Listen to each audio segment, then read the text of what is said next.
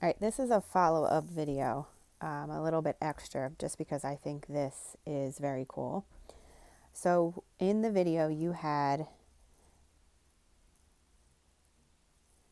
a sphere and a cylinder.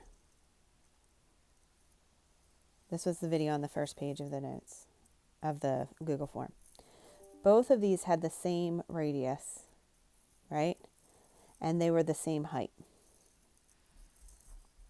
So if they have the same radius, and we know that this is r, that means this height is 2r, which means the height of the cylinder is also 2r. All right.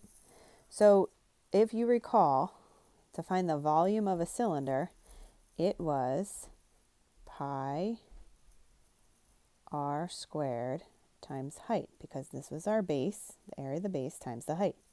If we replace the height with 2r, we end up with pi r squared 2r.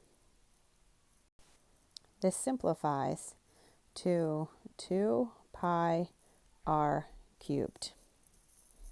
That is the volume of my cylinder. In the video, remember in the video, when we poured the water from the sphere into the cylinder, it went 2/3 of the way up.